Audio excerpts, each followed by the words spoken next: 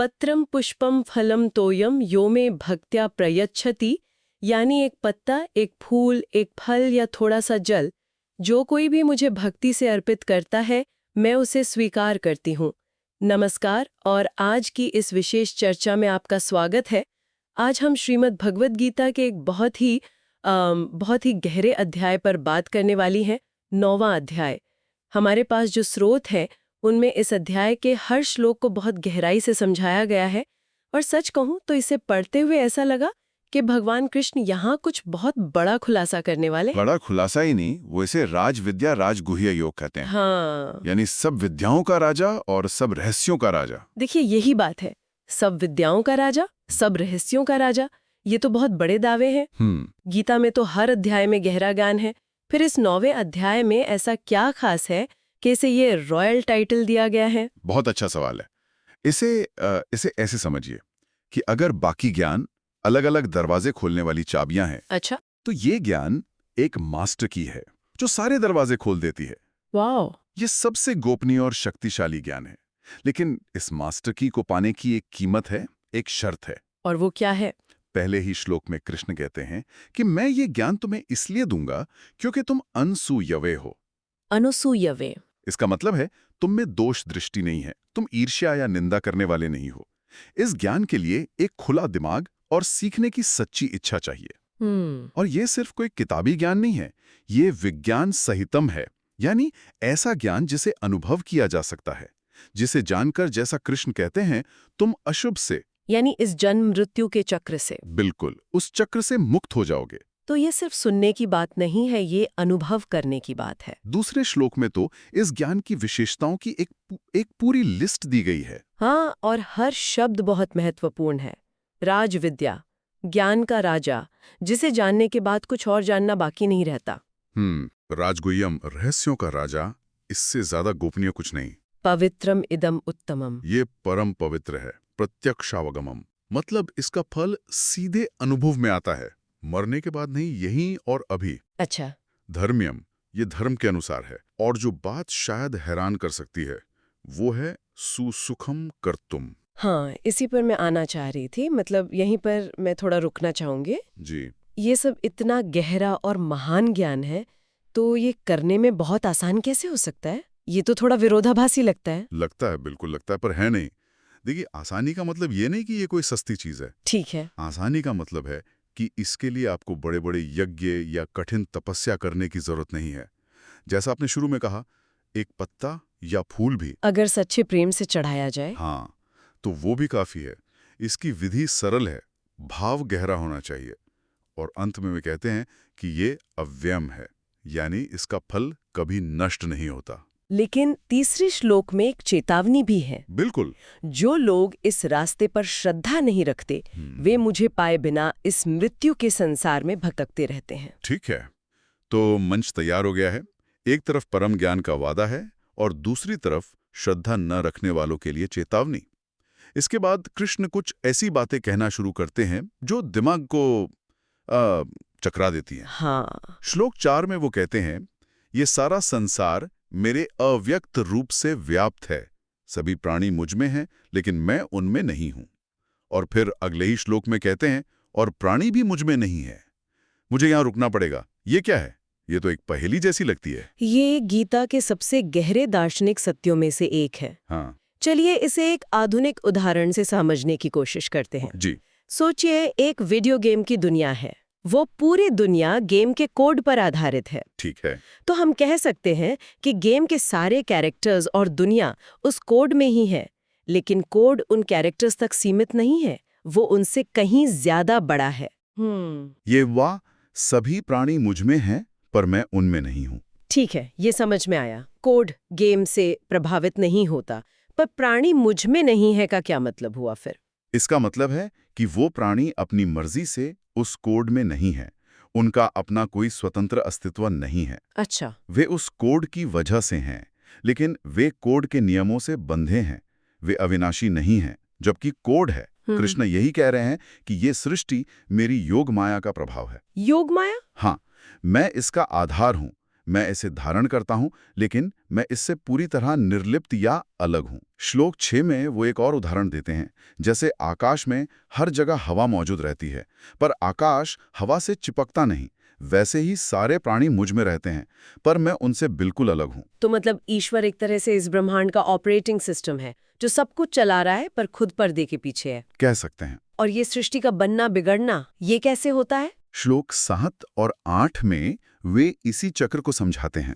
वे कहते हैं कि कल्प के अंत में, यानी एक बहुत लंबी समयावधि के बाद, सारे प्राणी मेरी प्रकृति में विलीन हो जाते हैं। जैसे सब कुछ बंद हो गया हो। बिल्कुल। और फिर अगले कल्प की शुरुआत में मैं उन्हें फिर से रचता हूँ। यह एक ऑटोमेटिक प्रक्रिया की तरह है जिसे मेरी प्रकृति चलाती है। तो अगर वो सब कुछ बना रहे हैं, तो क्या इन कर्मों का बंधन उन्हें नहीं लगता? जैसे हम कुछ करते तो हमें उसका अच्छा बुरा फल मिलता है? नहीं, और यही सबसे बड़ा अंतर है। श्लोक 9 और 10 में वे कहते हैं कि मैं इन कर्मों में उदासीनावत, यानी उदासीन की तरह रहता हूँ। उदासीन की तरह? और अनासक्त रहता हूँ। मैं कोई बॉस नहीं हूँ जो बैठकर सब कुछ मैनेज कर रहा है।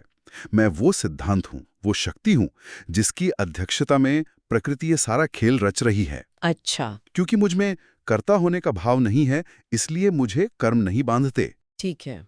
इन मन घुमा देने वाले कॉस्मिक आइडियाज के बाद कृष्ण मुद्दे को जमीन पर लाते हैं और लोगों की बात करते हैं। वो कहते हैं कि लोग मुझे पहचानने में गलती करते हैं। हाँ, श्लोक 11 में वे कहते हैं कि मूर्ख लोग, मूढ़ा, जब मैं इंसान का रूप लेता हूँ तो मेरा तिरस्कार करते हैं। क्यों? क्योंकि वे मेरे परम भावम को नहीं जानते, मेरे उस परम स्वरूप को जो हर चीज के पीछे की असलियत है। वे सिर्फ बाहरी रूप को देखकर अटक जाते हैं। और इसका नतीजा क्या होता है? श्लोक 12 के अनुसार ऐसे लोगों की सारी आशाएं, सारे कर्म और सारा ज्ञान व्यर्थ हो जाता है। वे एक राक्षसी और आसुरी सोच में फंस जाते हैं जो उन्हें हमेशा भ्रम में रखती है। ये तो काफी कठोर बात लगती है। तो इसके दूसरी तरफ कौन है? महात्मा या महान आत्माएं? क्या इसका मतलब ये है कि ये ज्ञान पाने के लिए आपको कोई जन्म से ही महान संत होना जरूरी है? बिल्कुल नहीं, और यही इस अध्याय की खूबसूरती है। महात्मा यहाँ कोई टाइटल नहीं है, ये एक मानसिकता है। मानसिकता? हाँ। श्लोक 13 कहता है कि महात्मा वो हैं जो दैवी प्रकृति का सहारा लेते हैं, यानी वे चीजों को एक दिव्य दृष्टिकोण से देखते हैं। वे कृष्ण को हर चीज का अविनाशी स्रोत मानकर अनन्य मनसः, यानी बिना भटके हुए मन से। हाँ, बिना भटके हुए मन से भजते हैं। और वे करते क्या हैं? मतलब उनका व्यवहार कैसा होता है? श्लोक 14 में इसका वर्णन है। वे हमेशा मेरा कीर्तन करते हैं, वे दृढ़ निश्चय के साथ प्रयास करते हैं, वे भक्ति से मुझे नमस्कार करते हैं और लगातार मेरी उपासना में लगे रहते हैं। और श्लोक 15 में कृष्ण एक और श्रेणी बताते हैं। कुछ लोग ज्ञान यज्ञ से भी मेरी उपासना करते हैं। कोई मुझे अपने आप में देखता है, कोई मुझे दुनिया के अलग अलग रूपों में देखता है, और कोई मुझे इस पूरे विश्व रूप में देखता है। बिल्कुल। ठीक है, तो हमने अलग अलग तरह के उपासकों के बारे में बात की, लेकिन फिर कृष्ण अचानक गियर बदलते हैं और पूरी तरह से जूम आउट कर देते हैं। हाँ। श्लोक 16 से ऐसा लगता है जैसे वो कह रहे हो, रास्तों को भूल जाओ, मैं ही सब कुछ हूं जो उन रास्तों पर है। ये घोषणाओं की एक बाढ़ सी है। इस लंबी लिस्ट का मुख्य संदेश क्या है? इसका मुख्य संदेश है अलगाव का पूरी तरह से विध्वंस। कृष्ण ये नहीं कह रहा है कि एक भक्त है और एक भगवान है जिनकी वो पूजा करता है। अच्छा। वो कह रहे हैं पूजा की विधि, क्रतु, पूजा की वस्तु, यज्ञ, पितरों को दिया जाने वाला अन्न, स्वधा, जड़ी बूटी, औषधम, मंत्र, घी, अग्नि, सब कुछ मैं ही हूं। मतलब आप उनसे अलग होके कोई काम कर ही नहीं सकते? कर ही नहीं सकते। ये तो धर्म को देखने का नजरिया ही बदल देता है। ये कुछ करने की क्रिया नहीं, बल्कि एक सतत जागरूकता की स्थिति बन जाती है। बिल्कुल। और ये लिस्ट आगे बढ़ती जाती है। श्लोक 17 में वे कहते हैं, मैं इस ब्रह्मांड का पिता, माता, धारण करने वाला और पितामह हूं। मैं ही जानने योग्य ओम और तीनों वेद भी मैं ही हूं। श्लोक 18 में वे कहते हैं, मैं ही सबका लक्ष्य, गति, पालक, भर्ता, स्वामी, प्रभु, गवाह, साक्षी, घर, निवास, शरण देने वाला, शरणम, और सबसे अच्छा मित्र, सुहृत हूँ। हाँ, मैं ही उत्पत्ति और प्रलय का कारण, सबका आधार और अविनाशी बीज हूँ। और ये सिर्फ आध्यात्मिक चीजों तक सीमित नहीं है। नहीं, बिल्कुल नहीं। श्लोक 19 में वे कहते हैं, मैं ही सूर्य बनकर तपता हूँ, मैं ही वर्षा को रोकता और बरसाता हूँ, मैं ही अमृत हूँ और मृत्यु भी मैं ही हूँ। वाह। जो मौजूद है सत और जो मौजूद नहीं है असत, वो भी मैं ही हूँ। इसका सार यह है कि अस्तित्व में ऐसा कुछ भी नहीं है जो ईश्वर का स्वरूप न हो। तो अगर ईश्वर ही सब कुछ है, तो क्या हर तरह की पूजा का फल भी एक ही होता है? जैसे जो लोग स्वर्ग पाने के लिए वेदों में बताए गए यज्ञ करते हैं, उनका क्या होता है? नहीं, और यहाँ कृष्ण बहुत साफ अंतर बताते हैं। अच्छा। श्लोक 20 और 21 में वे कहते हैं कि जो लोग सांसारिक इच्छाओं मतलब सकाम भाव से यज्ञ करते हैं और स्वर्ग जाना चाहते हैं, वे अपने पुण्य कर्मों के फल के रूप में स्वर्ग पहुंचते हैं और वहां दिव्य सुख भोगते हैं। लेकिन ये एक तरह का प्रीपेड कार्ड है। Prepaid card? हाँ, जैसे ही पुण्य का बैलेंस खत्म होता है, उन्हें वापस इस मृत्यु लोक में आना पड़ता है। ये आने जाने का एक चक्कर है। लेकिन फिर श्लोक 22 में एक बिल्कुल अलग तरह का एक बहुत बड़ा आश्वासन दिया गया है। ये शायद गीता के सबसे प्रसिद्ध श्लोकों में से एक है। हाँ, ये भक्ति का घोषणा पत्र है।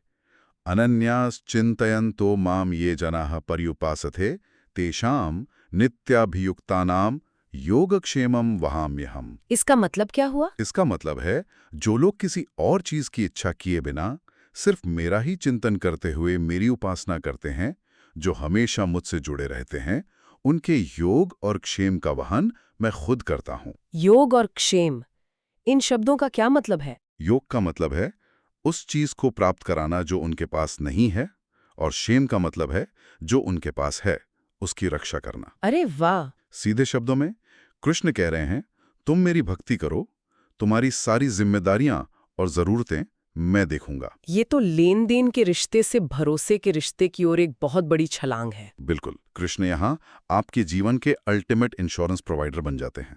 लेकिन उन लोगों का क्या जो दूसरे देवी देवताओं की पूजा करते हैं, क्या उनकी पूजा बेकार जाती है? बेकार नहीं जाती। श्लोक 23 में कृष्ण कहते हैं कि जो श्रद्धा से दूसरे देवताओं को पूजते हैं, वे भी असल में मेरी ही पूजा करते हैं, लेकिन अविधिपूर्वक। अविधिपूर्वक मतलब सही विधि से नहीं, पूरी समझ के बिना, क्योंकि सभी यज्ञों का भोक्ता और स्वामी तो मैं ही हूं। श्लोक 24। वे मुझे तत्व से नहीं जानते, इसलिए वो अपने अंतिम लक्ष्य तक पहुंचने से चूक जाते हैं। अच्छा। श्लोक 25 में से बहुत साफ बताया गया है, जो जिसे पूछता है वो उसी को पाता है।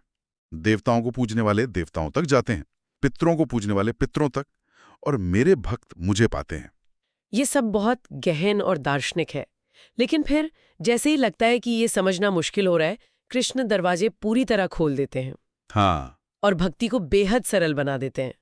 श्लोक 26, जिसकी हमने शुरू में बात की थी। हाँ, ये श्लोक भक्ति की आत्मा है। पत्रम पुष्पम फलंतोयम, एक पत्ता, फूल, फल या जल। यहां वस्तु की कोई कीमत नहीं है, कीमत है भक्त्या, यानी भक्ति के भाव की। भगवान को किसी चीज की जरूरत नहीं है, वे सिर्फ भक्त के प्रेम के भूखे हैं। और उस शुद्ध मन से दिए गए उपहार को वो स्वीकार करते हैं। बिल्कुल। और ये सिर्फ मंदिर में चढ़ाने वाली चीजों की बात नहीं है ना? श्लोक 27 में इसे और भी बड़ा बना दिया गया है। बिल्कुल। कृष्ण कहते हैं, यत् करोषि यदश्नासि तत्कुरुष्व मदर्पणम। यानी तुम जो भी करते हो, जो भी खाते हो, जो भी हवन या दान करते हो, जो भी तपस्या करते हो, सब कुछ मुझे अर्पण कर दो। ये एक तरह का लाइफ हैक है। और इससे होता क्या है? श्लोक 28 बताता है कि ऐसा करने से तुम कर्मों के अच्छे बुरे फलों के बंधन से मुक्त हो जाते हो। तुम्हारा हर काम पूजा बन जाता है। यहाँ एक और विरोधाभास जैसा लगता है। श्लोक 29 में कृष्ण कहते हैं, मैं सब प्राणियों में समान हूँ, ना कोई मुझे प्रिय है, ना कोई अप्रिय। लेकिन फिर तुरंत कहते हैं, जो मुझे भक्ति से भजते हैं, वे मुझ में हैं और मैं उनमें हूँ। ये तो पक्षपात जैसा नहीं हुआ? इसे पक्षपात नहीं, बल्कि निकटता कह सकते हैं। मैं यहाँ वाईफाई का उदाहरण देना चाहूंगा। वाईफाई? हाँ, एक पब्लिक वाईफाई सिग्नल सबके लिए समान रूप से उपलब्ध है। वो किसी से भेदभाव नहीं करता, लेकिन उसका फायदा वही उठा सकता है जो अपना डिवाइस ऑन करके उससे कनेक्ट करता है। सही बात है। भगवान की कृपा उस वाईफाई सिग्नल की तरह है, जो सबके लिए है। भक्ति उस सिग्नल से कनेक्ट करने का तरीका है। जो कनेक्ट करेगा उसे ही अनुभव होगा। और फिर जो आता है, वो शायद पूरे अध्याय का या पूरी गीता का सबसे बड़ा आश्वासन है। श्लोक 30 एक तरह का धमाका है। बिल्कुल। खासकर उन लोगों के लिए जो सोचते हैं कि वे आध्यात्मिक रास्ते के लिए अच्छे नहीं हैं। निश्चित रूप से। कृष्ण कहते हैं कि अगर कोई सुदुराचार, यानी बड़े से बड़ा दुराचारी भी अनन्य भाव से मुझे बचता है, तो उसे साधु ही मानना चाहिए। दुराचारी को भी साधु? हाँ, क्योंकि उसने सही निश्चय कर लिया है। और इसका असर क्या होता है?